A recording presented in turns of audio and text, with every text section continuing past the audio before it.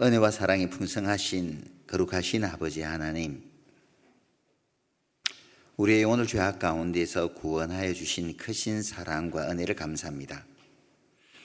부족하고 연약한 저희들에게 이 귀한 복음의 비밀을 또 허락하시고 또 이 복음을 전할 수 있는 귀한 은혜를 베푸심을 감사합니다. 지난 한 주간 동안 우리 대학부 학생들이 또 마음을 모아서 힘써 하나님의 말씀을 전할 수 있는 은혜를 허락하시고 또 존귀한 영혼들을 말씀 앞으로 불러주신 은혜를 감사드립니다. 말씀 앞에 나온 모든 영혼들이 끝까지 포기하지 않고 말씀에 붙잡혀서 하나님의 크신 사랑과 은혜를 깨달아 아는 데 이르기까지 하나님께서 도와주시고 또 역사해 주시기를 간절히 원합니다. 오늘 마땅히 함께 해야 되지만 함께 하지 못하고 있는 믿음의 식구들도 많이 계십니다. 병약한 지체들 하나님께서 친히 능력의 손길로 치유해 주시고 또 마음이 연약하신 분들 붙들어 세워주시기를 간절히 원합니다. 복음의 이 역사에 모두 함께 참여될 수 있는 은혜 베풀어 주시옵소서. 학예 수행회를 앞두고 저희들 또 열심히 전도 가운데 있습니다. 날씨도 무덥고 또 학예 수행에 참여하기에는 많은 일정이나 어려운 조건들이 있지만 그 모든 환경들을 잘 이겨내고 올 학예 수양에도 하나님의 크신 구원의 역사를 경험하는 귀한 은혜의 시간이 될 수 있도록 인도해 주시옵소서. 마친 시간까지 이 시간 하나님께서 온전히 주관해 주시옵소서. 주 예수님 이름으로 기도하였습니다. 아멘. 같이 말씀 찾아보겠습니다. 구약성경 아모스서입니다.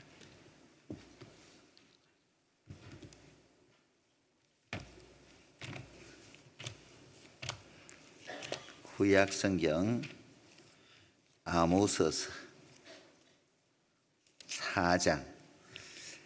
구약성경을 잘 안 찾으니까 또 소선지 쓰니까 찾기가 힘들죠. 구약성경 1278페이지입니다. 구약성경 1278페이지입니다.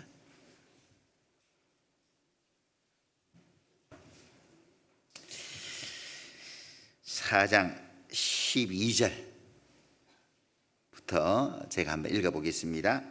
그러므로 이스라엘아, 내가 이와 같이 내게 행하리라. 내가 이것을 내게 행하리니 이스라엘아, 네 하나님 만나기를 예비하라. 대저 산들을 지으며 바람을 창조하며 자기의 뜻을 사람에게 보이며 아침을 어둡게 하며 땅의 높은 데를 밟는 자는 그 이름이 만군의 하나님 여호와니라. 여기까지 읽겠습니다. 구약성경 아모스서에서는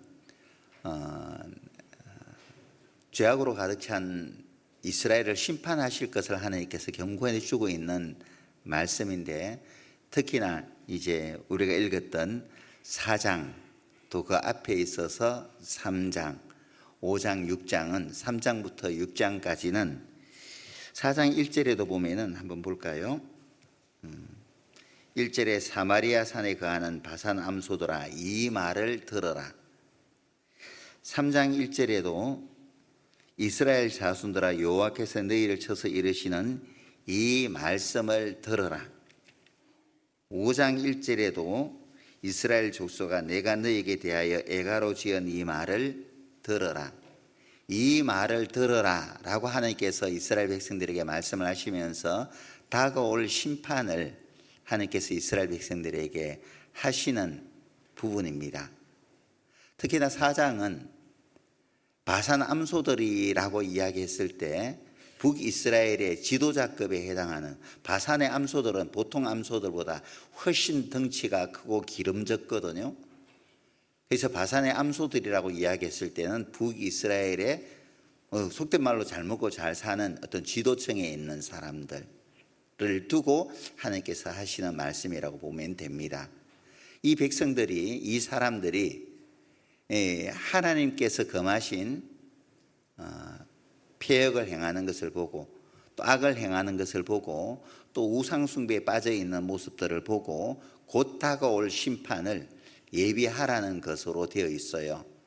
그래서 1절부터 5절까지는 그들의 죄악상을 구체적으로 나열하며 하나님께서 시작하고 계시고 6절부터 마지막 13절까지는 심판이 곧 이르렀으니까 하나님 어떻게 그런 모습으로 살다가 만날 것이냐, 빨리 돌이킬 것을 하나님께서 이스라엘 백성들에게 하시는 것이거든요. 그 속에 12절에 우리가 잘 아는 말씀이죠. 이스라엘아, 네 하나님 만나기를 예비하라.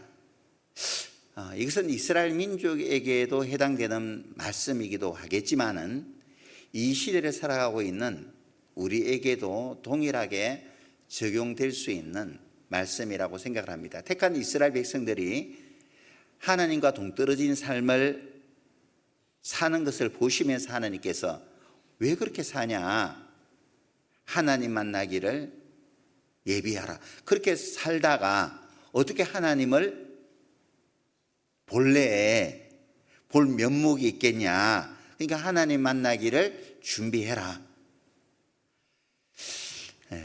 청량할 수 없는 하나님의 사랑과 은혜를 우리가 입고 살아가는데 나는 정말 하나님의 청량할 수 없는 사랑과 은혜를 받은 자답게 살고 있을까? 하나님의 신부로서, 신부의 자격으로서 우리가 살고 있는데 하나님의 신부답게 살고 있을까? 어느 날 갑작스럽게 나를 구원하여 주신 주님 앞에 내가 서게 될 때에 내가 주님을 어떻게 맞이할 것인가, 만날 것인가? 내가 하나님의 신부로서 신랑 되신 주님 곁에 내가 서게 될 건데 한 번쯤은 생각해 봐야 될 거잖아요. 신부인 내가 어떤 모습으로 신랑 옆에 서게 될까? 만났을 때 내가 신랑이 되신 주님께 무슨 말을 할까? 한 번쯤은 생각해 봐야 되지 않겠어요?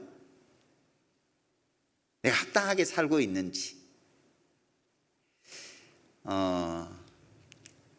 간혹 가다가 이제 그 교회 안에서 처녀총각을 맺어준단 말이에요. 이제 오늘도 나중에 이제 처녀총각이 결혼한다고 앞에 서게 될 건데 누가 서게 될는지 모르겠죠. 나중에 기대해 보셔야 누가 서게 됩니다. 어구야 놀래라. 아이고야. 아이고 제가 놀랬네. 근데 말이죠. 첫 주선을 하게 되면은 좀 설레임이 있습니다. 어떤 형제 만나볼래요? 어떤 자매 만나볼래요? 기도하셨어요? 예, 기도했습니다. 그럼 만나보세요. 한참 망설이다가 예, 만나보겠습니다 하면은요 설레임이 있죠. 그죠? 맞선 봐봤어요? 지금 학생들은 맞선 안 봤을 거고 조금 있으면 맞선을 보게 됩니다. 선을 보게 되면은 어떤 형제가 나올까? 어떤 자매가 나올까? 좀 기대가 되잖아요. 그리고 이제 나름대로 내가 만났을 때 무슨 말을 할까? 뭘 질문하지? 나의 어떤 모습을 그 사람에게 어필할까? 그 새댁이 있죠, 새댁이. 그 준비하고 하죠, 그죠? 준비하고 만나죠? 아무 생각 없이 만나나요? 아마 준비하고 만날이라고 생각합니다. 이제 밥때가 되면은 아마 밥때에서 만나게 될 건데, 그러면 어디서, 예를 들어서, 어디야, 김천에서 만난다. 김천 교회하고 가까운 지역에서 어디가 맛집이지? 분위기 좋은 맛집은 어딜까? 검색하잖아요. 안 하나요? 검색을 하지 않고 그냥 아무 때나 첫 만남 하는데 남자들, 이게 형제들 잘 새겨 들으세요. 첫 만남에서 짜장면집으로 데리고 가면 빵점이에요. 빵점이거든요. 그러니까 어디에서 분위기가 있는지를 다 알아서 준비하고 만난단 말이에요. 준비 없이 귀한 사람을 우리는 만나지 않아요. 그렇죠? 멀리 중동으로 돈 벌러 갔던, 월남으로 돈 벌러 갔던 신랑이 이제 살아 돌아오는 거예요. 많은 돈을 가지고 돌아오는 겁니다. 어쨌든 건강하게 돌아와요. 그럼 온 가족이 기쁠 거잖아요. 그러면은 남편에게 무슨 말을 처음으로 건넬까? 생각할까 안 할까요? 여보 하면서 애썼어 하면 당신 정말 보고 싶었어. 그렇게 말을 하고 말해요. 나름대로 머릿속에 여러 가지 생각들이 있을 거잖아요. 오는가 보다. 그냥 아무 생각 없이 그렇게 맞이할 수도 있겠다, 그죠? 애정이 없으면은. 근데 애정이 있으면은 막 설레이기도 하고 또 뭐 안쓰럽기도 해서 정말 자녀들과 함께 이벤트도 만들어 보려고 하고 또 오랫동안 못 먹었던 음식, 어떤 음식을 만들어 줄까 또 여러 가지 준비하고 아마 만나지 않을까 그렇게 생각을 합니다. 자, 이스라엘아 내 하나님 만나기를 예비하라라고 하나님께서 우리에게 말씀을 해주셨는데 우리가 언젠가는 반드시 필연적으로 나를 구원하신 하나님, 내 죄를 씻어주시기 위해서 십자가에서 피를 흘리신 예수님을 만나야 될 거잖아요. 만났을 때 나는 하나님 앞에, 예수님 앞에 무슨 말을 하고 어떤 모습으로 내가 설 것인지를 아무 생각 없이 만날 거예요. 아무 생각 없이 만날 수는 없잖아요. 만나기를 예비하라. 준비하고 만나는 것이 예의잖아요. 어떤 귀한 분하고 만나는데 귀한 분하고 만남에 있어서 아무런 준비 없이 그 귀한 분과 만남의 시간을 갖는다는 것은 귀한 분에 대한 예의가 아닌 것처럼 나에게 청량할 수 없는 사랑과 은혜를 베풀어 주신 하나님을 우리가 언젠가는 만나게 될 것인데 어떤 모습으로 어떤 마음으로 만날 것인지를 우리는 당연코 예비하고 살아가는 것이 사랑과 은혜를 받은 합당한 마음이라고 생각을 합니다. 요한계시록 22장 말씀을 한번 봅시다.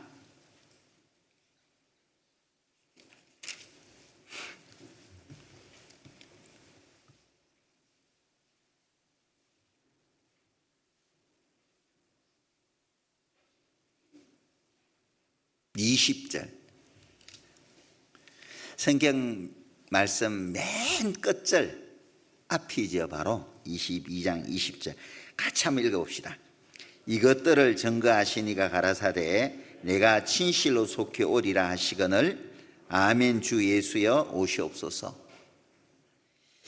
이것들을 증거하시는 하나님께서 우리에게 말씀을 하고 있는 거예요. 내가 진실로 속히 오리라.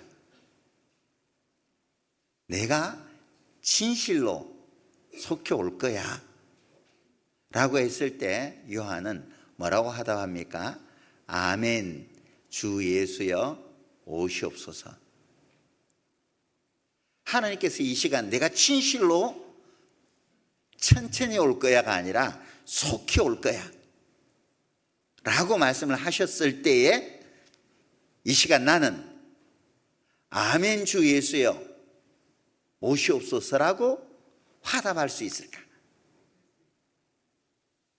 화답할 수 있다고 말할 수 있다면은 나는 주님을 간절히 하게 기다리고 있는 사람일 것이고 맞이할 마음의 준비를 한 사람이라 말할 수 있을 거예요. 하지만 주님께서 이 시간 내가 진실로 속히 오리라고 말씀을 해 주셨을 때 주님 죄송한데요. just a moment.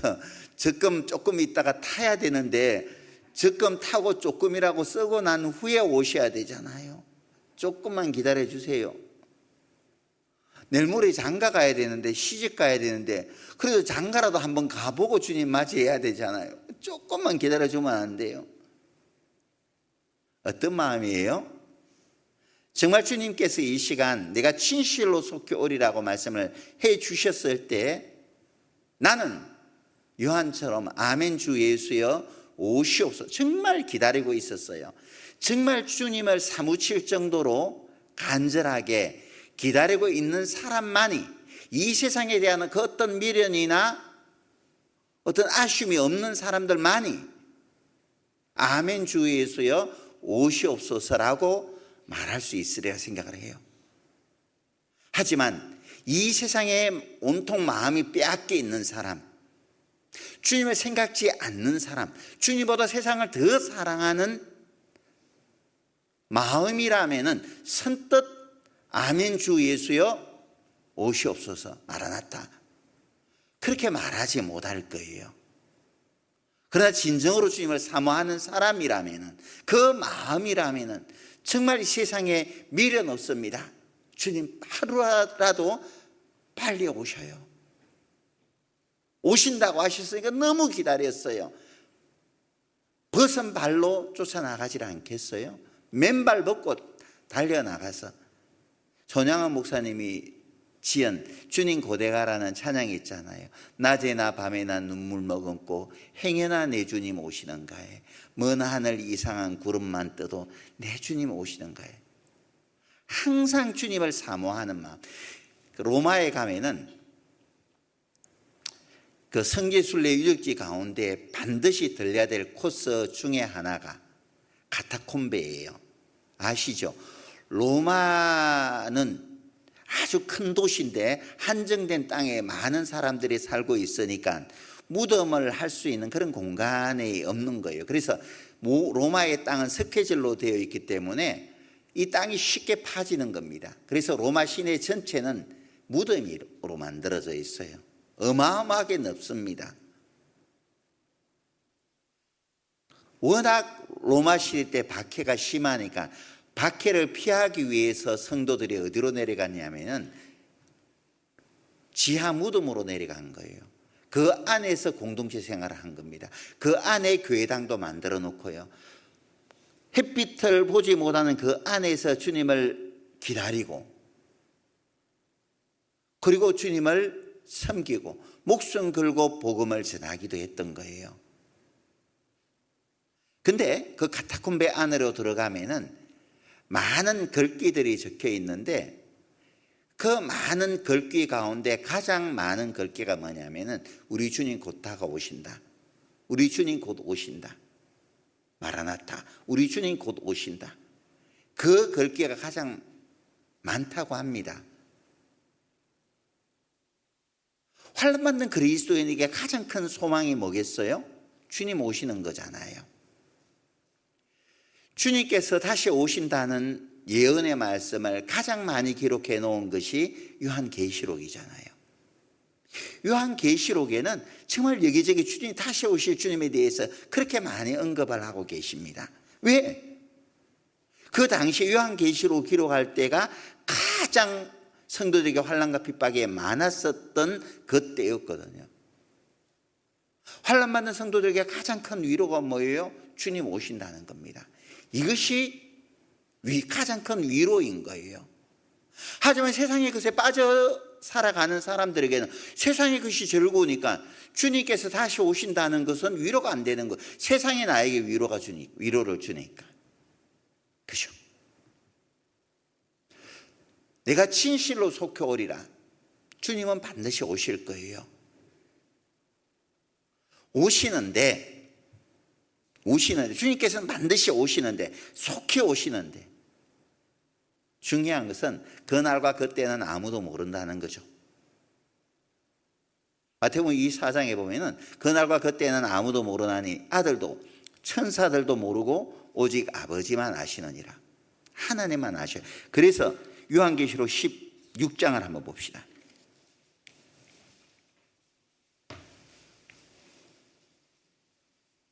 15절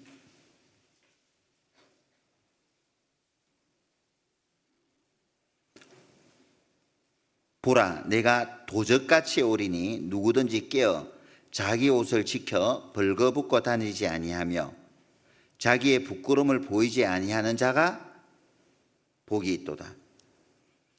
주님은 반드시 오시는데 어떻게 오신다고요? 도적같이. 도둑은 예고 없이 갑작스럽게 들어오잖아요. 도둑은 절대 언제 온다고 예고하지 않습니다. 어느 날 갑작스럽게 도둑이 찾아드는 거예요. 주님도 마찬가지예요. 생각지 않은 때에 우리 주님은 분명히 오십니다. 생각지 않은 때.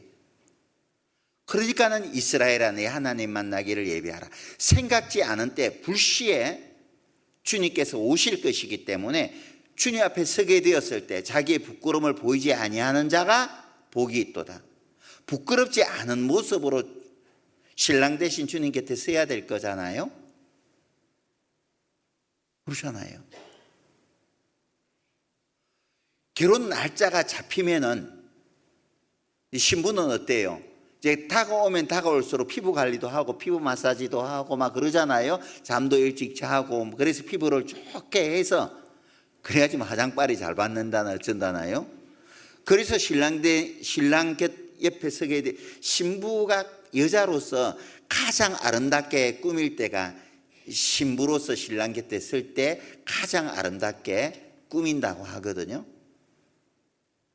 그러니까 그 곁에 서기 전까지는 단장을 하는 거예요. 부족한 모습이 비춰지지 않도록. 우리도 마찬가지죠. 부끄러움을 보이지 않도록. 어느 날 갑작스럽게 신부 입장할 것이기 때문에 졸다가 신부 입장 소리 듣는 신부는 없을 거예요. 그죠? 신부 대기실에서 긴장하고 설레는 마음으로 신부 입장 그 소리를 기다리고 있을 거잖아요. 그래서 사회자가 신부 입장하면은 그냥 딴딴딴하면서 들어오잖아요. 그죠? 얼마나 영광. 막 주변에 사람들의 박수 갈채를 들으면서 신부 입장하는 거예요. 언제 신부 입장, 천사장의 나팔 소리와 함께 신부 입장하는지는 몰라요. 그러니까 우리는 항상 예비하고 있어야 된다는 거죠. 직장생활 하는 사람들 아마 감사 한번 받아봤으리라고 생각합니다. 저도 직장생활 한 1, 2개월 만에 감사를 받아봤거든요. 한 3개월 정도 됐나 보다. 3개월 정도 이제 한참 마감 시간에 말이에요. 영업 마감 시간에 마감 준비를 하고 있는데 갑작스럽게 아주 높은 감독원에서 막 사람들이 이제 객장으로 쭉 들어오더니 다 손 드세요 하는 거예요. 이 사람들이 뭐지 했는데 이제 저보다 앞서 들어오신 분들은 누가 들어닥치는지 알죠. 손들어 하니까는 뭐 위에 사람들도 위에 대리나 위에 높은 사람들도 다 손들고 앞으로 나오니까 이거 무슨 사람 왔나 보다 하고 저도 손들고 앞으로 나갔죠. 앞으로 나가니까는 이제 그 무서운 양복 다 입은 사람들이 중요한 포인트의 책상에 앞에서 이제 서랍 여는 겁니다. 서랍 열고 안에 뭐가 있는지 다 확인을 하고 막 전산자료 출력해서 막 확인을 하고 하는 거예요. 그래서 걸리면은 감사를 나왔는데 뭔가 걸리면은 이제 심할서 쓰잖아요. 이제 쓰는 겁니다. 내가 이렇게 잘못을 했습니다. 달게 처벌을 받겠습니다. 이거 쓰는 거예요. 그러면은 이제 엄청 이제 인사에 불이익을 겪게 되죠. 아마 우리 학생들은 모를 거예요. 아마 직장생활 하는 분들은 한두 번씩 그런 경험을 겪어보셨으리라고 생각을 합니다. 무섭거든 감사 나오면은요.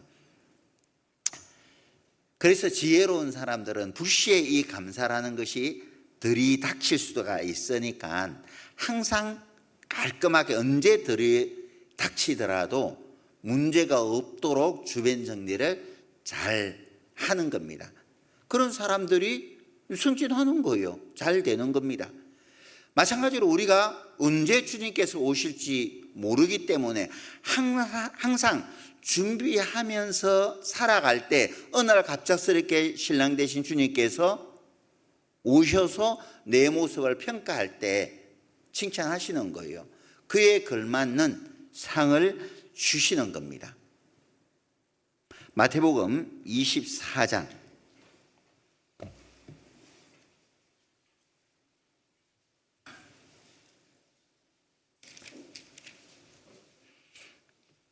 42절입니다.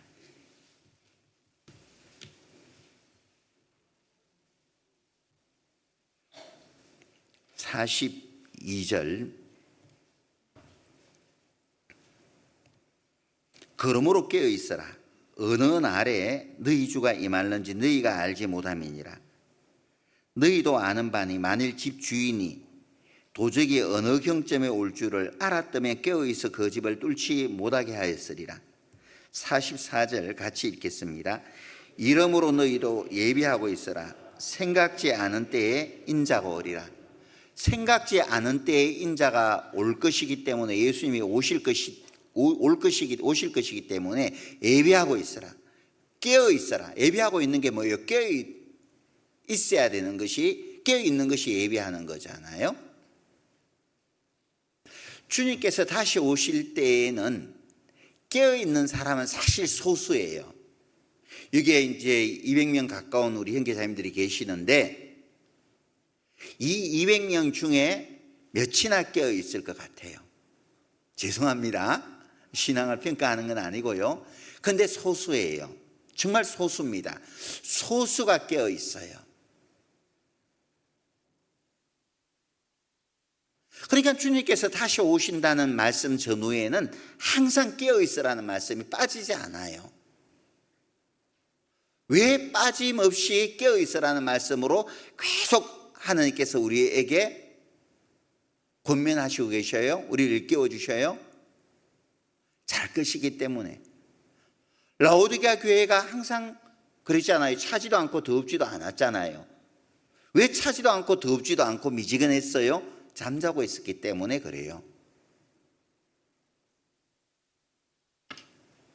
그러므로 우리는 깨어 있어야 되는 겁니다. 어느 날 갑작스럽게 주님께서 다시 오실 것이기 때문에 언제라도 주님께서 오시면은 주님 정말 기다리고 계셨어요. 기다리고 있었어요. 정말 기쁨으로 달려가 맞이할 수 있는 마음의 준비를 하자는 겁니다. 그게 예비하고 있는 거잖아요. 예비하는 거잖아요. 개구리를 팔팔 끓는 물에 잡아 던지면 그냥 그대로 뛰쳐나와 버린다고 해요. 그러나 차가운 물에 개구리를 잡아 던져놓고 서서히 물을 가열하면 어때요? 삼겨 죽어버려요. 물 따뜻하네. 뭐 온천하기 좋구나 하면서 이렇게 하다가 조용히 삼겨 죽어버려요. 마귀가 처음부터 세상의 것을 다 던지는 것은 아니에요. 이런 것의 즐거움을 맛보기도 하고 또 저것의 좋은 것도 맛보게 하고 점점 세상의 것을 하나 둘씩 맛보게 하죠. 그러면서 우리는 세상의 것에 점점 취해가는 거예요. 네가 취해가는 줄도 모른 채 그냥 취해가는 거예요. 나중에는 너무 취한 나머지 네가 취한 줄도, 세상의 것에 취한 줄도 모르고 그 속에 눌려 살아가는 겁니다. 이것이 익숙한 거예요. 세상의 것에 너무 익숙한 거예요. 예전에 내 자신의 모습은 온데간데 없이 사라져 버렸어요. 열정이 사라져 버린 겁니다. 에베소 교회가 그랬잖아요. 지난 시간에 에베소 교회에서 배웠는데 그렇게 열정이 있었던 에베소 교회가 한순간에 무너져 버렸잖아요. 영적인 자만감에 빠져버린 거예요. 그래서 처음 사랑을 잃어버렸잖아요. 처음 사랑을 잃어버리다 보니까 하나님께서 이제 안 되겠다 해서 촛대를 옮겨버리려고 했죠. 우리가 한때는, 나 때는 그런 말 하면 안 돼요. 신앙생활 할 때. 참 위험한 것이거든요. 한때는, 나 때는. 지나간 이것은 하나님께서 계산하지 않아요. 이미 계산되어 있으니까 그건 말할 게 아니에요. 하나님께서 보시는 것은 지금은 내가 어떠냐 그걸 보시는 거죠. 옛날에는, 한때는 그건 중요한 게 아니란 말이에요. 지금 하나님 앞에 내가 어떤 모습으로 살고 있는지 그것을 하나님께서는 귀하게 여기시는 거죠. 한때 그렇게 열심히 살았다가 세상의 것을 한번 괜찮네? 이거 즐겨보니까 이것도 좋아. 징계도 없네? 무서운 징계가 뭔지 아셔요? 가장 무서운 징계는 문둥병 걸리는 거예요. 문둥병 걸리잖아요. 문둥병은 감각이 없어요. 손가락이 떨어져 나가도 감각이 없습니다. 그게 문둥병이거든요. 이 감각이 없는 게 내가 뭘 잘못하고 있는지 하나님께서 분명히 징계를 주셔도 이게 느끼지를 못하는 거예요. 마음이 무뎌져 버린 거죠. 정말 무서운 거예요, 그것은요. 하나님이 나를 사랑하시기 때문에 징계하지 않는가 봐. 그건 착각이에요. 마음이 무뎌졌기 때문에 하나님께서 어떤 징계를 해도 그걸 깨닫지 못하는 게 더 무서운 징계가 될 수 있잖아요. 하나님이 이제 나와 역사하는 것이, 나를 통해서 역사하시는 것이 일어나질 않아. 감동도 없고 주님을 위해서 어떤 것을 하려고 하는 그런 마음도 일어나지 않고, 근데 그것이 크게 문제가 되는지도 몰라요. 그게 더 큰 문제잖아요.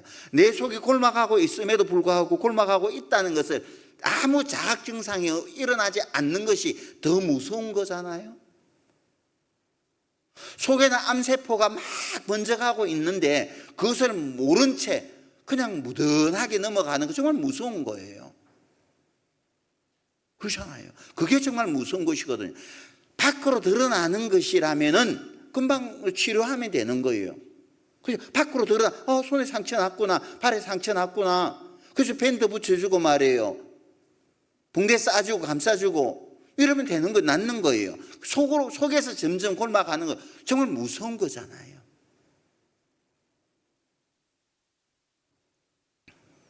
그런 모습으로 우리가 주님 앞에 서게 된다면은 정말 우리는 부끄러운 모습으로 신랑 곁에 한번 그런 게 신부로서 말이에요. 깨치치하게 신랑은 반듯하게 차려입었는데 신부는 깨치치하게 선다면은 신랑 체면도 말이 아니고 또 그런 내 모습도 마땅치 않고 말이에요. 불편하고 그럴 거잖아요.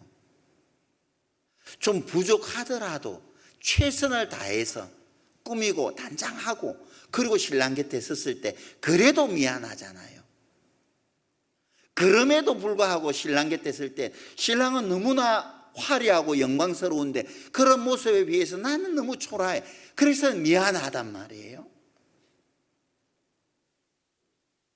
신랑 대신 주님 곁에 서게 되었을 때 신랑은 우리에게 정말 모든 것을 아낌없이 다 베푼 것을 나는 아는데, 나는 신랑 된 주님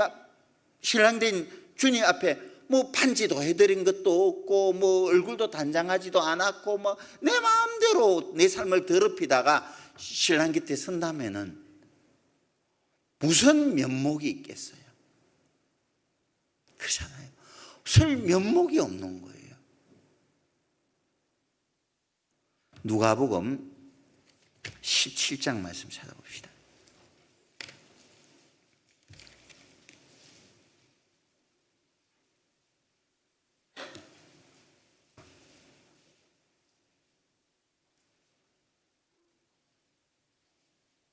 (26절입니다) 26절.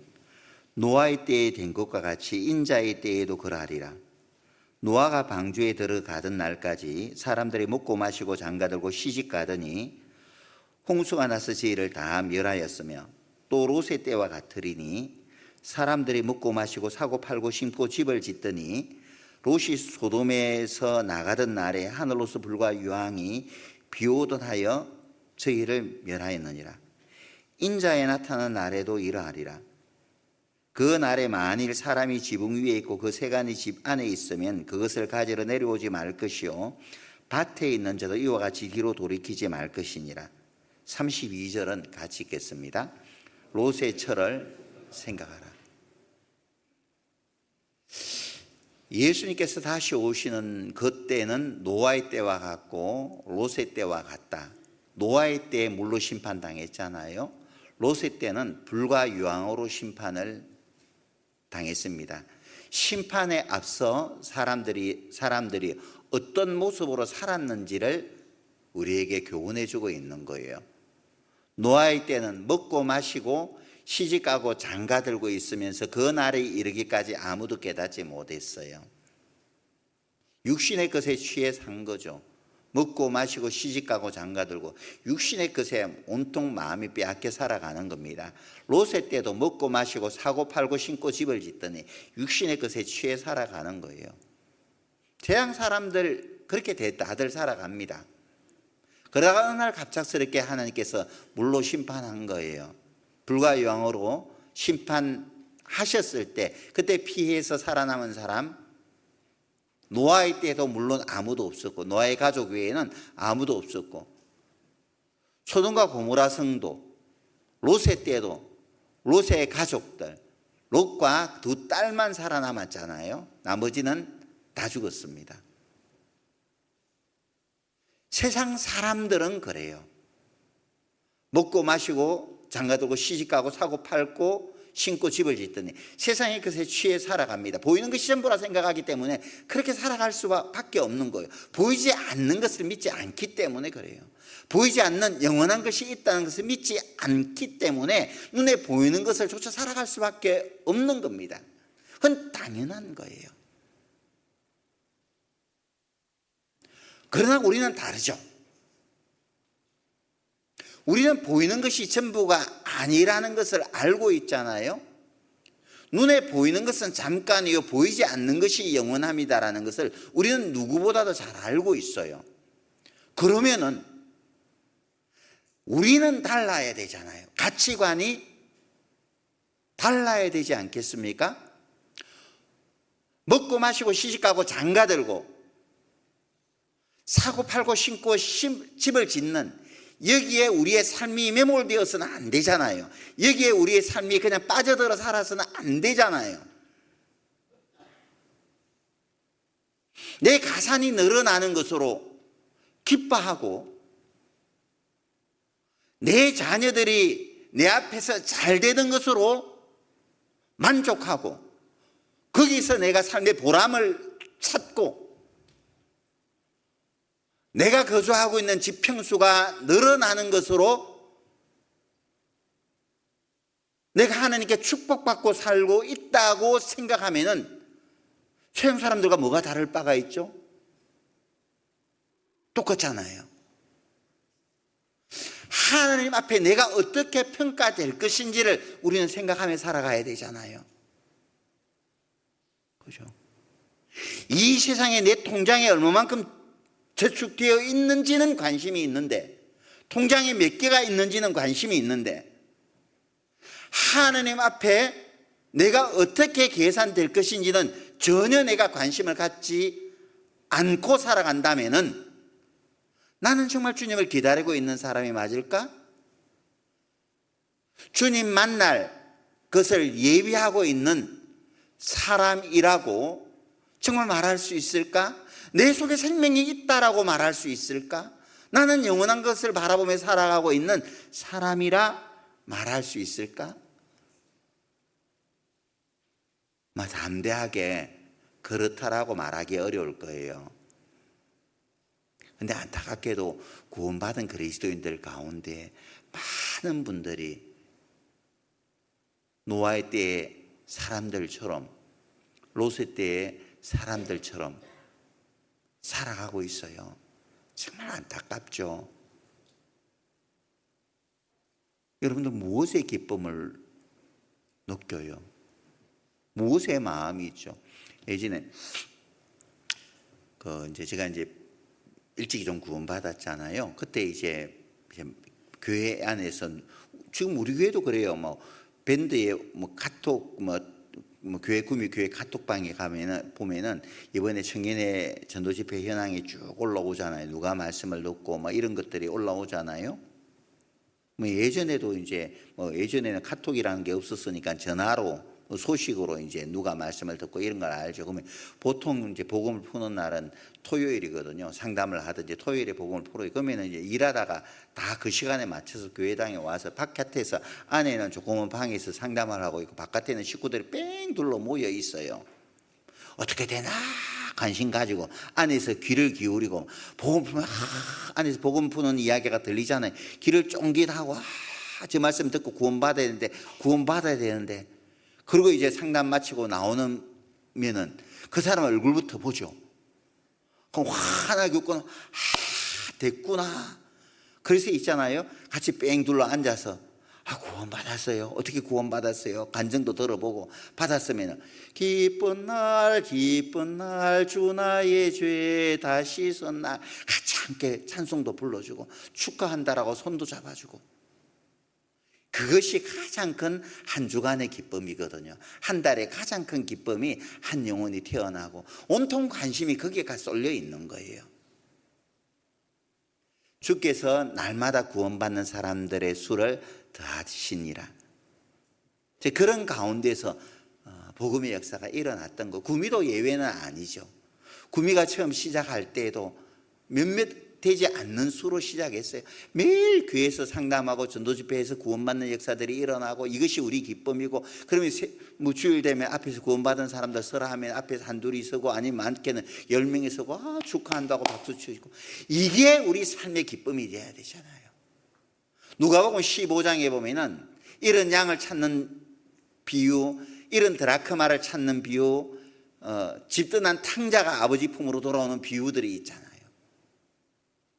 이 모든 비유는 이르진 한 영혼이 주님께로 돌아왔을 때 하나님 아버지께서 얼마나 기뻐하시는지를 말씀해 주고 있는 거잖아요. 이런 양을 찾았을 때에도 동네 사람들 불러다가 잔치했잖아요. 이런 드라크마를 찾았을 때에도 너무 기쁜 나머지 사람들을 불러다가 잔치했잖아요. 탕자가 집으로 돌아왔을 때도 그 뭐 예쁘다고 사람들 불러다가 살찐 송아지 잡아라, 그리고 우리가 먹고 마시고 즐기자 그러잖아요. 하나님께서 가장 기뻐하시는 것이 바로 그 일이잖아요. 하나님의 기쁨이 나의 기쁨이 돼야 되잖아요. 하나님의 생명을 우리가 받았기 때문에, 내가 아파할 때 하나님은 하나님은 한순간도 나를 둘로 생각하지 않으셨거든요. 하나로 생각하시고 계신 거예요. 내가 아파할 때 하나님도 함께 아파하시죠. 내가 기뻐할 때 하나님도 함께 기뻐하셔요. 그렇게 말할 수 없이 내가 너로 인하여 기쁨을 이기지 못하여 하시며 너를 잠잠히 사랑하시며, 스바냐 3장 17절에서 그렇게 말씀을 하시잖아요. 하나님은 나를 그렇게 생각하셔요. 나는 하나님의 기쁨이 나의 기쁨이 되고 하나님의 눈물이 나의 눈물이 되고 있는지 생각해 보는 겁니다. 세상의 것에 취해 살아가는 것이 아니라, 세상의 것으로 낙을 삼아가는 것이 아니라, 오로지 모든 것이 하나님께 마음이 맞춰져 살아가는 사람, 그 사람이 하나님 보시기에 합한 사람이잖아요. 하나님을 기다리고 사모하는 사람이라고 말할 수 있잖아요. 그렇잖아요. 그러한 모습을 하나님은 보기를 원하는 겁니다. 롯의 철을 기억하라. 저는 이 말에 항상 마음이 남거든요. 인자 올 때는 노아의 때와 같고 롯의 때와 같고 쭉 말씀하시면서 말미에 뭐라고 말씀하셨어요? 롯의 철을 기억하라. 롯의 철을 기억하라. 왜요? 우리도 롯의 처와 같이 될 수 있다는 거잖아요. 롯의 처가 어떻게 되었길래? 소돔성이 불탈 때 절대 뒤돌아보지 말라 그랬잖아요. 뒤돌아보지 말라 그랬거든요. 근데 소돔성이 불탈 때 롯의 가족들, 롯과 롯의 아내, 롯의 두 딸이 빠져나올 때 하나님 말씀대로 다 뒤돌아보지 않았는데 롯의 처만 뒤를 돌아본 거로 소음기둥이 되어버리잖아요. 보지 말라고 하면 보지 말아야 되는 거예요. 세상은 장망성이잖아요. 잠시 있다가 불타 사라질 성이에요. 그게 우리 마음 빼앗겨서는 안 돼요. 뺏기지 말라는 의미에서 롯의 철을 기억하라 라고 우리에게 교훈을 주는 거잖아요. 에서가 팥죽 한 그릇 때문에 장자의 명분을 팔아버렸잖아요. 팥죽 한 그릇이 뭐라고? 하나님께서 축복의 통로로 삼았던 그 장자의 명분을 팔아 넘겨버렸던 거예요, 야곱한테. 그 팥죽 한 그릇이 이것이 얼마나 잘못된 것인지 뒤늦게 깨닫고 눈물을 흘리면서 회개할 기회를 얻었지만은 회개할 기회를 얻지 못했다라고 히브리서 12장에서 말씀을 하고 있잖아요. 내가 왜 그때 그랬을까? 왜가 내 그 팥죽 한 그릇 이게 뭐라고? 우리가 마찬가지예요. 세상의 것에 취해 살아가고 있는 세상의 것을 내가 얻으려고 했던 이것이 뭐라고? 주님 앞에 서게 되었을 때 훗날 나에게 주실 영광을 바라보면서 훗날 야곱이 누리게 되었던 장자의 축복을 바라보면서 내가 왜 팥죽 한 그릇 때문에 장자의 이 축복을 팔아넘겨 버렸을까? 눈물을 흘리면서 후회했지만은 회개할 기회를 얻지 못했잖아요. 우리도 마찬가지예요. 훗날 하나님께서 나에게 주실 그 영광, 훗날 하나님 앞에 서게 되었을 때 영원토록 사라지지 않고 나와 함께할 영광을 나는 보지 못하고 있기 때문에 팥죽 한 그릇으로 그 영광을 팔아버리는 거예요. 세상의 물질, 세상의 영화로움, 세상의 부귀의 영화, 나중에 잠깐 있다가 없어질 것들이잖아요. 잠시 있다가 사라질 것들이잖아요. 그것 때문에 더 큰 것을 에서처럼 우리는 팔아버리는 거예요. 주님 앞에 서게 되었을 때 눈물밖에 흘릴 게 없어요. 안 그럴까요? 왜 내가 그때 바보처럼 살았을까? 왜 내가 그때 어리석게 살았을까? 눈물밖에 나오질 않을걸요, 아마? 너무 죄송해서, 주님 앞에 너무 미안해서. 안 그럴까요? 주님은 나를 위해서 생명까지 아낌없이 내어주셨는데 그토록 나를 사랑하셨던 신랑 되신 주님 앞에 더럽혀진 내 자신의 모습을 바라보면서 나는 눈물밖에 흘릴 게 없는 거예요. 산 흔적이 없으니까. 사도 바울은 내 몸에 누구든지 나를 괴롭게 하지 마라, 내 몸에 그리스도의 흔적을 가졌다 그랬잖아요. 주님을 위해 살았던 흔적을 가진 사람이었어요. 사도 바울은. 난 살았던 흔적이 없잖아요. 무엇을 위해 살았던 아무런 흔적이 남는 게 없어요. 왜? 내 육신을 위해 살았거든. 내 가족을 위해서, 내 생계를 위해서만 산 것밖에 없어요. 우리 먹고 살기 위해서 열심히 돈 벌죠. 왜 열심히 돈 벌어요? 먹고 살기 위해서. 주님 위해서는 없어요. 빠져버렸어요. 그렇잖아요. 운동해. 뭘 위해서? 내 건강을 위해서. 주님 위해서는 아무것도 없어요. 건강해서 좀 주님의 일을 열심히 하려고 열심히 운동해. 그러면 얼마나 좋아요? 없어요.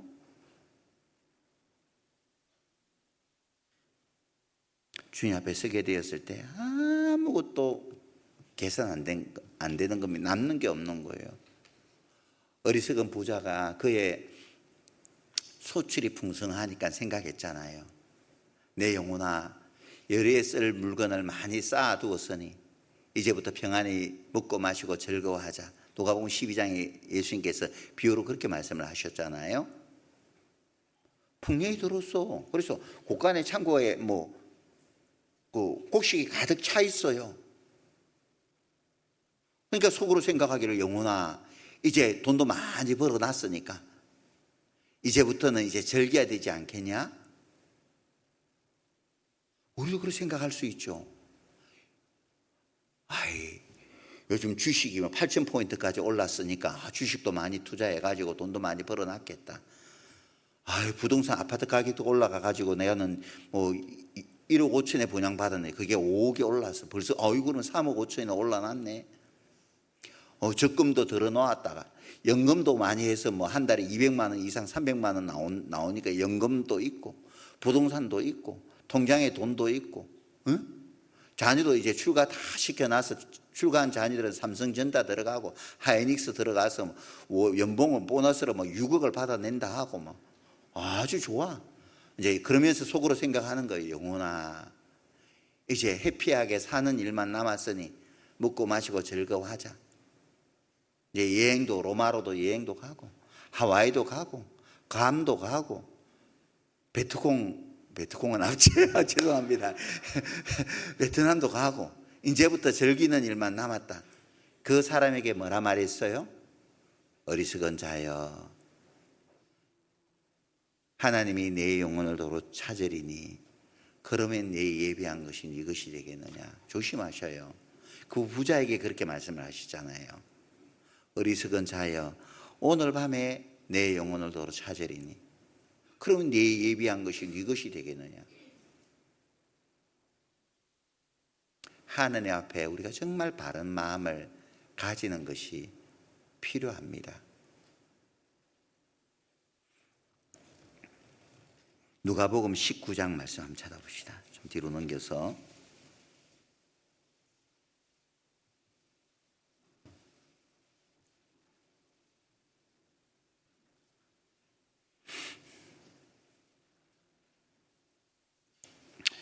(19장 17절에) 보면은 주인이 이르되 잘하였다 착한 종이여, 내가 지극히 작은 것에 충성하였으니 열 고을 권세를 차지하라 하고, 어떤 귀인이 종들을 불러다가 한 머나씩을 줬어요. 그리고 그것을 내가 돌아올 때까지 장사하라고 했습니다.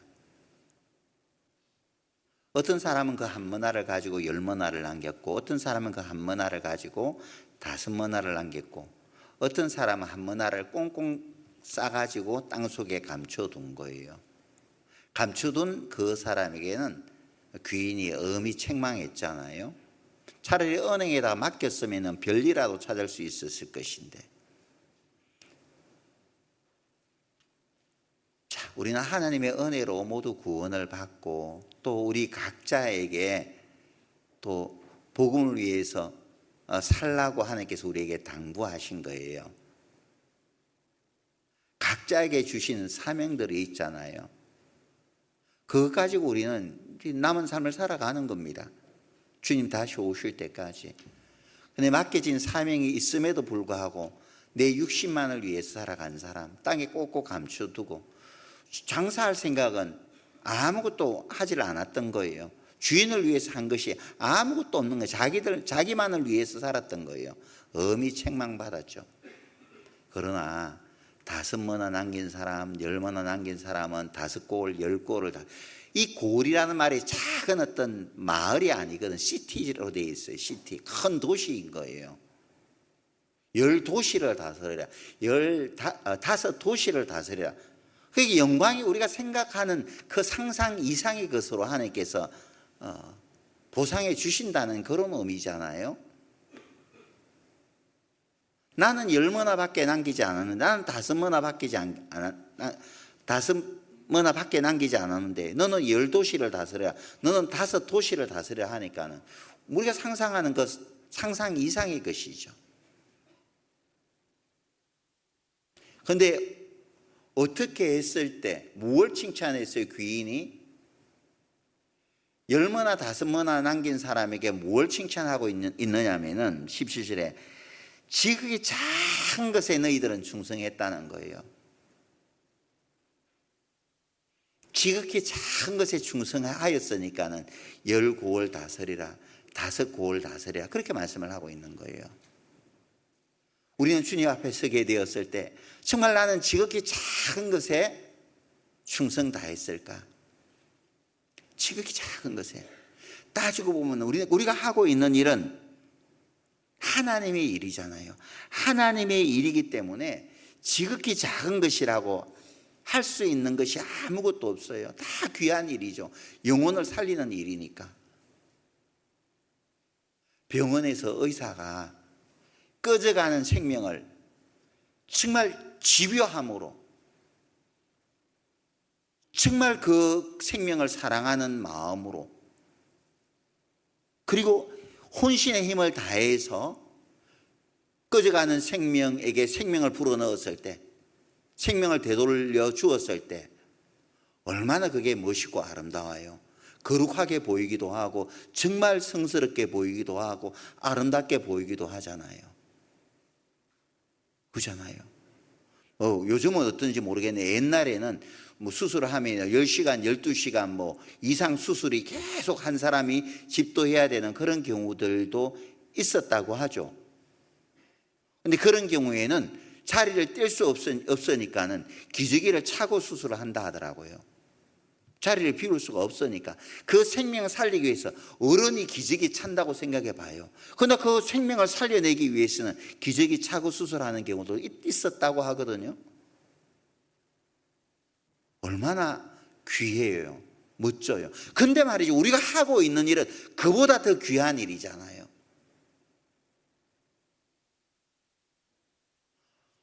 마땅히 지옥불에 떨어질 수밖에 없는 그 영혼을 지옥에서 건져내서 영원한 생명을 그 사람에게 불어넣어 주는 것이 지금 우리가 하고 있는 일이잖아요.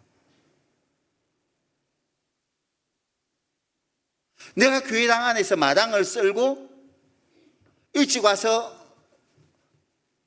앉는 의자를 닦고 누군가를 위해서 물 한 컵 뜨다가 대접을 하고 화분을 손질하고 화장실에 휴지를 비워주고 찬양을 해주고 그 모든 것이 합력해서 선을 이루는 거잖아요. 그 모든 것이 어우러져서 한 사람의 생명을 탄생시키는 거잖아요. 그 하나라도 빠져버리면 안 되는 거예요. 그 모든 것이 어우러졌을 때 귀한 한 생명의 결실이 있게 되는 거죠. 이게 작은 일이에요? 절대 작은 일이 아닌 거예요. 한 사람의 영혼의 가치는 천하보다도 귀하다고 말씀하셨는데 천하보다 귀한 영혼을 살려내는 것, 이것이 어떻게 작은 일일 수가 있어요?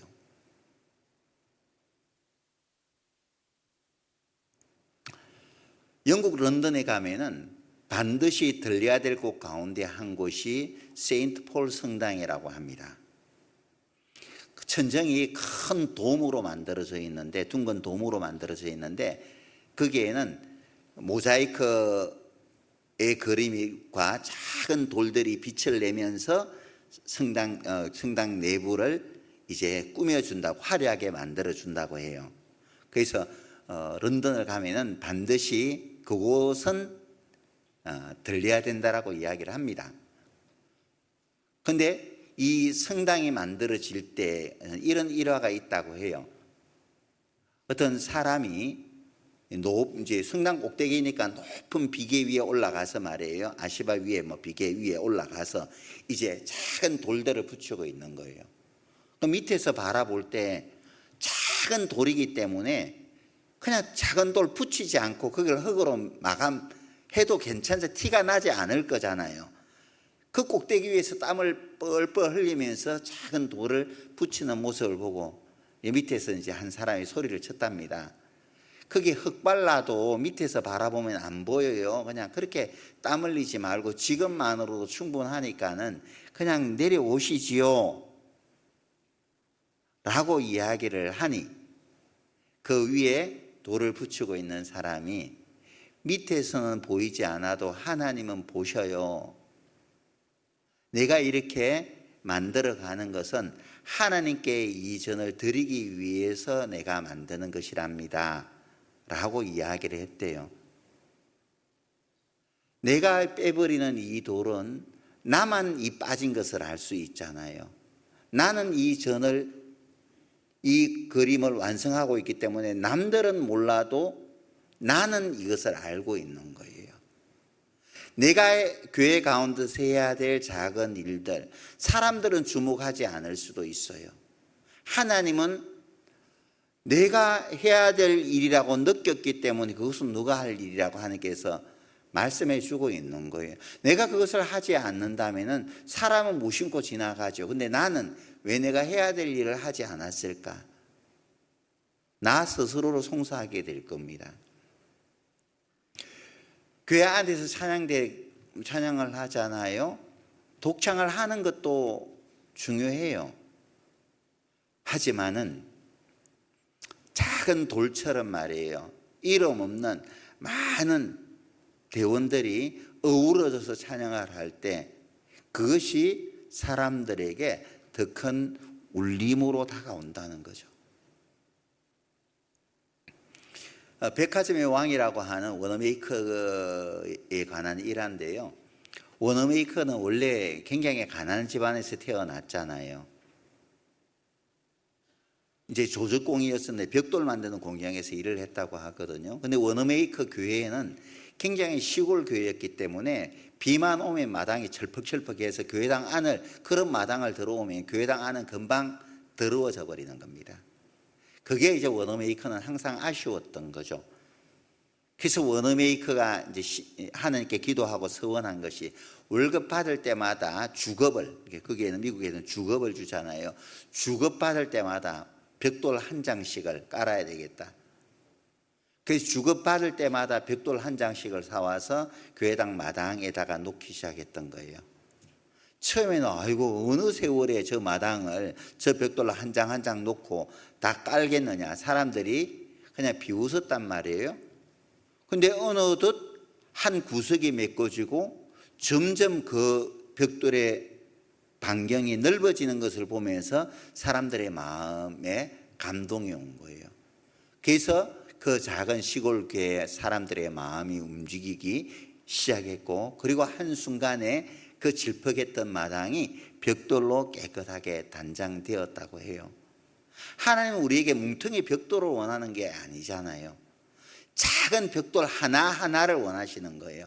작은 벽돌 하나하나가 모여서 큰 벽돌 무더기를 만들어 가는 거죠.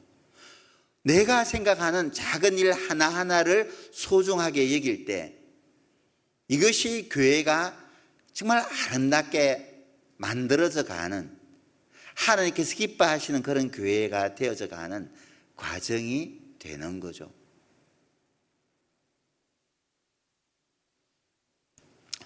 야고보서 5장 말씀 한번 찾아봅시다.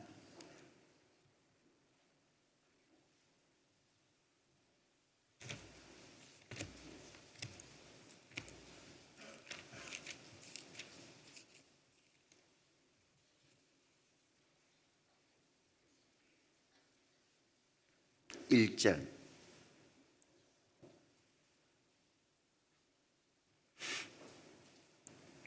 들으라 부한자들아, 너희에게 임할 고생을 인하여 울고 통곡하라. 너희 재물은 썩었고 너희 옷은 좀 먹었으며 너희 금과 은은 녹이 슬었으니 이 녹이 너희에게 증거가 되며 불같이 너희 살을 먹으리라. 너희가 말세에 재물을 쌓아도다. 하나님께서 물질은 지극히 작은 것이라고 말씀을 하셨잖아요. 물질은 지극히 작은 것이라고 누가복음 16장에서 말씀을 하셨습니다. 그런데 이 지극히 작은 것에 우리는 충성을 다해야 되는데 지극히 작은 것에 온통 마음이 빼앗겨 버린 거예요. 지극히 작은 것에 시험에 걸려서 넘어가 버리는 겁니다.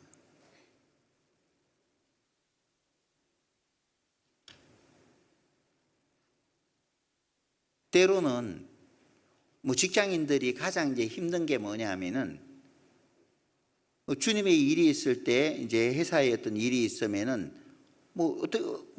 이제 가벼운 일이라면 형제자매들이 다 일을 하죠. 하지만 중요한 일, 내가 반드시 해야 될 일에 있어서는 휴가 내는 데 있어서 많은 망설임이 있을 거예요.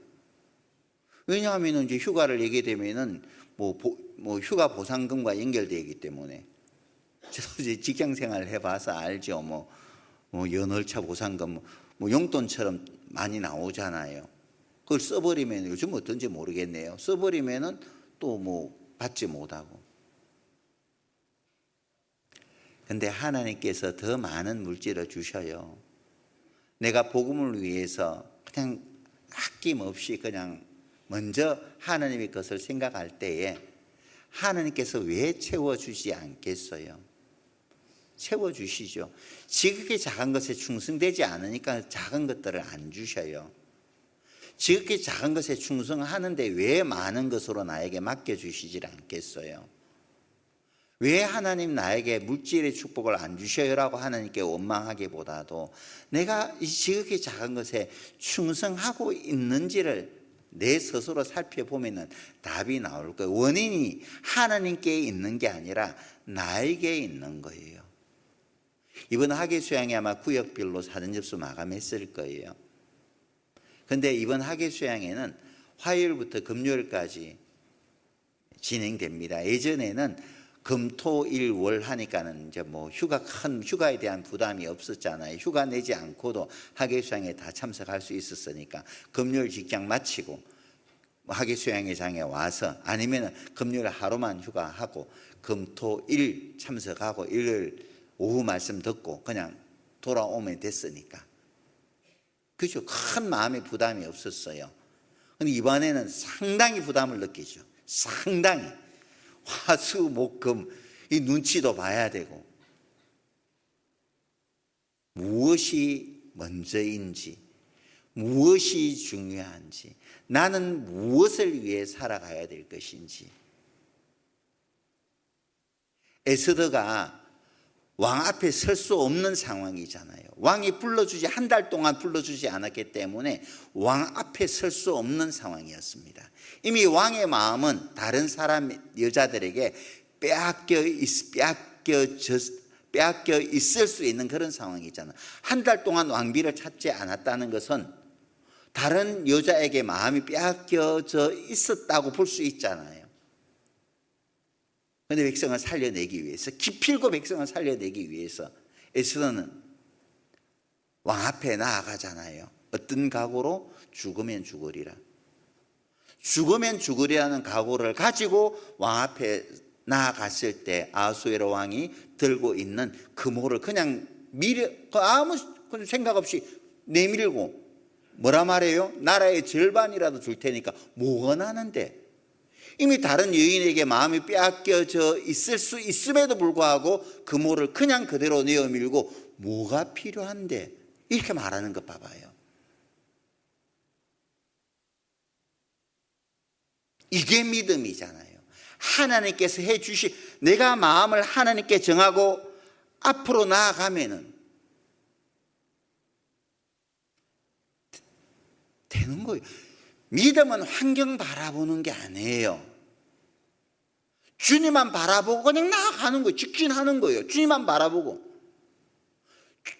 없는 길을 주님이 만들잖아요.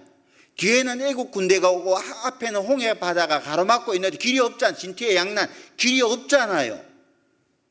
길이 없는데, 분명히 길이 없는데 하나님이 길을 만들어 버리잖아요. 어떻게? 홍해 바다를 나눈다는 것을 누가 생각이나 했겠어요. 그런데 하나님께서는 홍해 바다를 갈라버리고 길을 만들어 버리잖아요. 안 된다고 생각했을 때 하나님은 이렇게 길을 만드시는 분이거든요. 이것은 불가능한 길이야. 이건 정말 어려운 길이야. 이건 도저히 안 되라고 말하기 전에 왜 내 스스로 하나님의 능력을 제한하느냐 하는 거죠. 하나님 길 내어 주실 거죠. 나는 몰라요. 하나님을 믿고 갈 거예요. 그런 배짱 말이죠. 그런 담대함을 하나님께서 우리에게 바라시는 거예요. 너무 작은 것에 연연하지 마세요. 10머나 5머나 5달란트 2달란트 남긴 사람에게 한결같이 주님께서 칭찬하실 때 잘하였도다 착하고 충성된 종아, 네가 지극히 작은 것에 충성하였으니 10고를 내 주인의 즐거움에 참여하라. 그렇게 말씀을 하셨거든요. 지극히 작은 것에 충성하였으니까 우리는 지극히 작은 것 하나라도 작다고 여기지 않고 귀하게 여기고 나에게 맡겨진 지극히 작은 것에 충성을 할 수 있는, 그렇게 충성을 할 때 하나님은 더 많은 것으로 나에게 맡겨주실 것이라는 믿음 가지고 정말 살아갔으면 좋겠다, 그런 생각을 가져봅니다. 고린도 후서 말씀 한번 찾아봅시다. 4장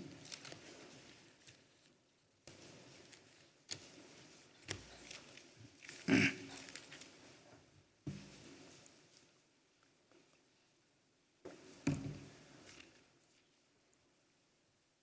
18절 말씀을 우리 천천히 같이 한번 읽어보겠습니다.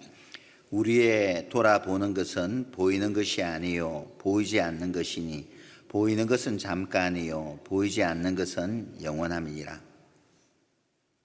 이거 마음속에 확실한 가치관으로 이 말씀은 딱 마음속에 깊이 새겼으면 좋겠습니다. 내가 구원받기 전에는 눈에 보이는 것을 쫓아 살아갔다면 이제 구원받았으니까 나는 눈에 보이지 않는 것을 추구하면서 살아야지, 그런 마음의 각오를 하고 살아갔으면 좋겠어요.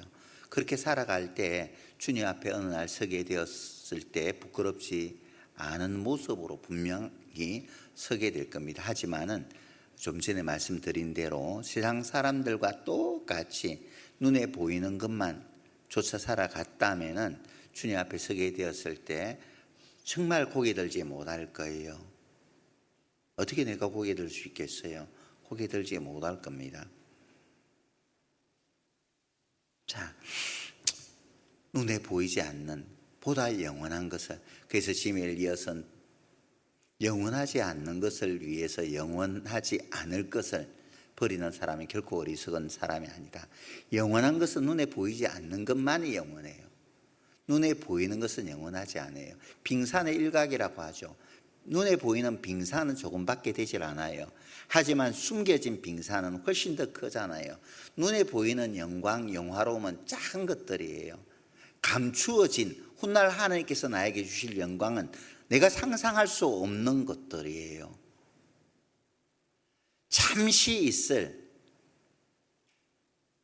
그 영광을 위해서 보다 더 영원한 그 영광을 에서처럼 버려버리는 그런 어리석은 사람이 되어서는 우리는 안 될 거예요. 히브리서 11장 한번 봅시다.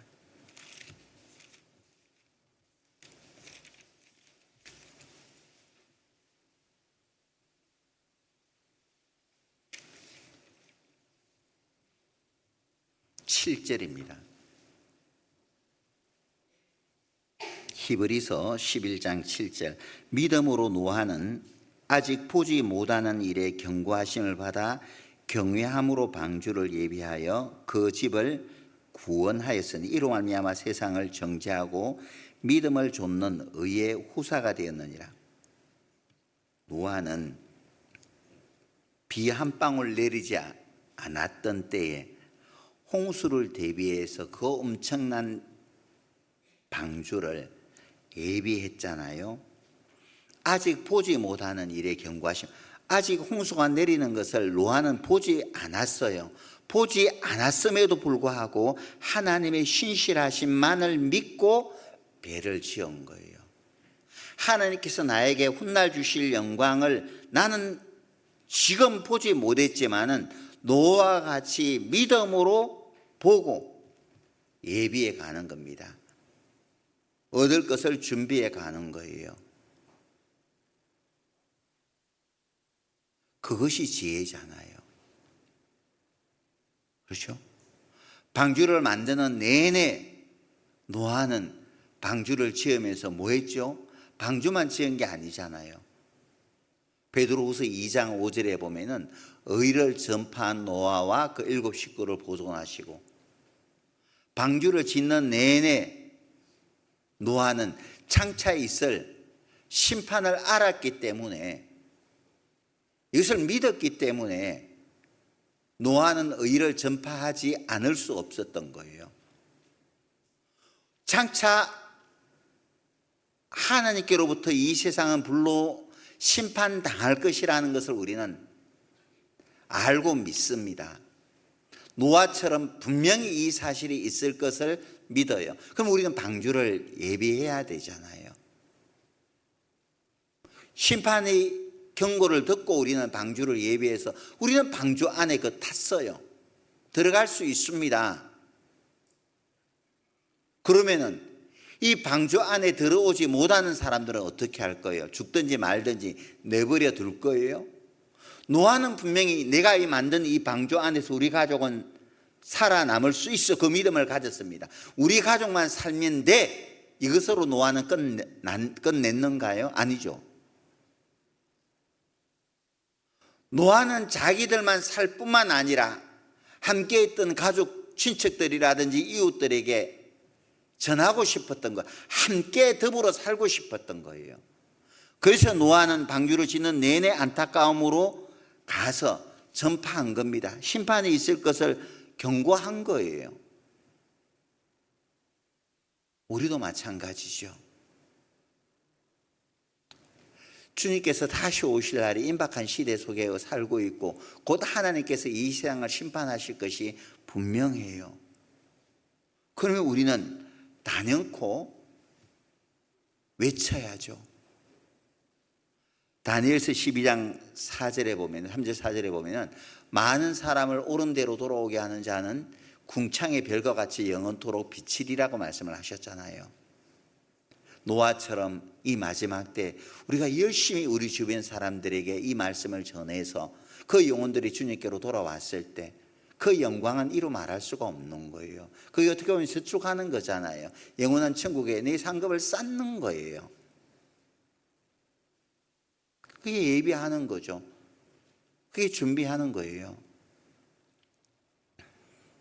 신들러 리스트의 그 영화 보면은 마지막 장면에 이런 장면이 나오죠. 신들러는 자기의 모든 사재를 털어서 죽어가는 유대인들을 살려냈잖아요. 독일군들에게 죽어가는 유대인들을 자기 범람 공장에다가 일할 것도 없는 그 공장에다가 종업원으로 고용한다라고 하고 그 뇌물로서 죽을 수밖에 없는 유대인들을 한 1,200명 정도를 살려냈잖아요.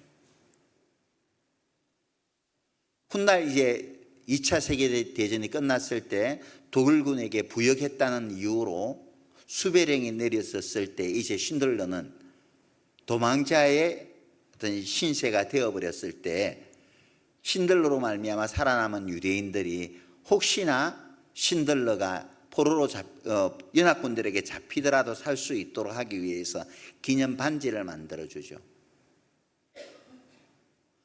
그 반지 안에 작은 글귀를 새겨 놓았는데 그 작은 글귀가 뭐예요? 탈무드에 이스라엘의 탈무드의 한 절인데 그 뭐라고 적어놨느냐 하면은 한 사람의 생명을 구한 자는 전 세계를 구한 자다.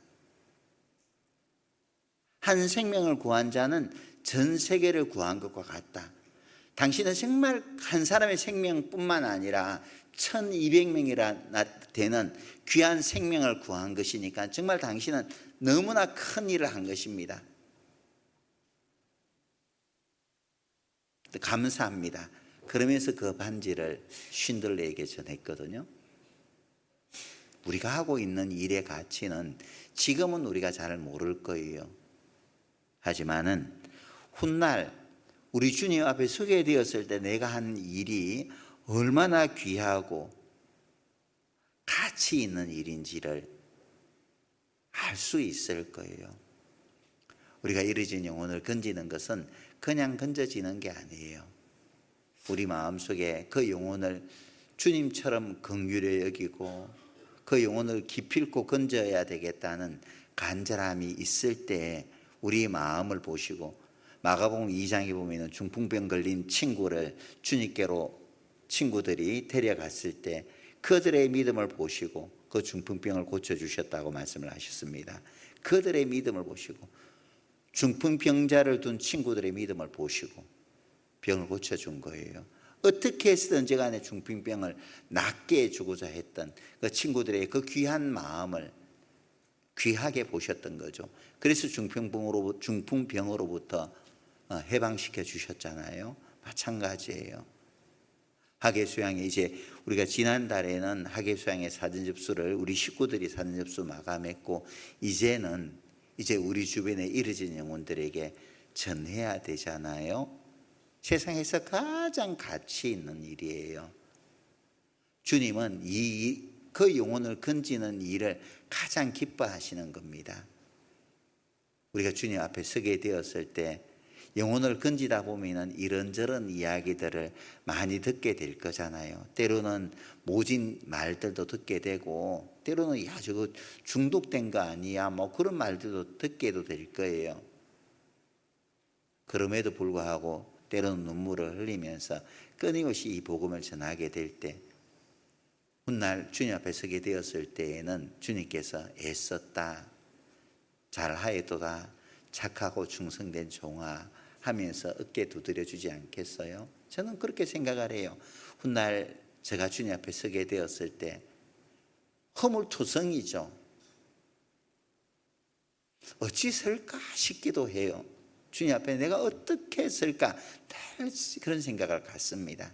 하지만 마음 한편에는 정말 간절한 바람이 있다면 주님 앞에 서게 되었을 때 주님이 어깨 두드려 주시면서 잘했다, 착하고 충성된 종아, 이 한마디라면은 구원받고 지금까지 달려온 시간 결코 헛되지 않고 그 모든 것에 대한 보상, 더 다른 보상이 없더라도, 다른 보상이 아무것도 없더라도 주님 그 한마디면은 족할 것 같아요. 그렇잖아요. 이를 위해서 우리는 살아가는 겁니다. 이를 위해서, 그 영혼 건지기 위해서 살아가는 거예요. 그렇죠? 그것이 결코 주님 앞에 서게 되었을 때 부끄럽지 않을 거예요. 데살로니가전서 5장 한번 봅시다.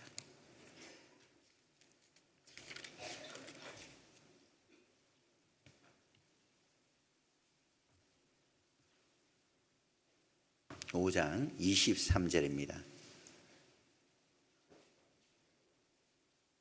23절 말씀을 천천히 같이 한번 읽어보도록 하겠습니다. 평강의 하나님이 친히 너희로 온전히 거룩하게 하시고 또 너희 온 영과 혼과 몸이 우리 주 예수 그리스도 강림하실 때에 흠없게 보존되기를 원하노라. 우리 주 예수 그리스도 강림하실 때 어느 날 갑작스럽게 강림하셔요. 오신단 말이에요. 오셨을 때 너희 온 영과 혼과 몸이 흠없이 보존되기를 바라셔요. 몸은 물론이고 마음까지도 선한 마음으로 신랑 되신 주님 곁에 서 주기를 하나님께서 원하시고 계시는 거죠. 내가 거룩하니 너희도 거룩한 자가 되라 그랬잖아요. 주님은 거룩한데 우리는 더럽혀서는 안 되잖아요. 야고보서 4장 4절에 보면 간음하는 여자들이여 세상과 벗 때문에 하나님의 원수임을 알지 못하느냐. 세상과 짝하고 살아가는 것이 내 자신을 더럽히는 거예요. 심지어 나아가서 그것이 간음하는 거죠. 내 몸을 더럽히는 것이고 내 영과 혼, 마음을 더럽히는 일이잖아요. 이 더럽힌 몸으로 어떻게 흠없고 점없는 거룩하신 신랑 되신 주님 앞에 설 수 있겠어요? 그렇잖아요? 그래서 더욱더 신부로서 내가 신랑 되신 주님 앞에 서기 위해서 내 자신을 단장시켜 나가는 겁니다. 점점 더 죄와 구별된 삶을 살아가야 된다는 거예요. 혹시 내 마음속에 숨은 죄가 있으면 떨쳐내고, 이것이 좀 아니다 싶은 것은 좀 빨리 버려버리셔요. 막 고집스럽게 막 이것 잡고 스스로 실험하려고 하지 말고, 아니다 싶으면은, 이게 주님 보시기에 바람직하지 않다, 덕이 되지 않는다 싶으면은요, 미련 없이 버려버리셔요. 찬송가에도 세상과 나는 강고덥고 구속한 주만 보이도다. 세상과 나는 강고덥고 세상에 붙은 온갖 욕심들, 죄들 다 주님 십자가 발 아래 다 내려놓고 주님만 바라보고 믿음의 주요 또 온전케 하시는 이인 예수를 바라보자. 그렇게 말씀을 하셨잖아요.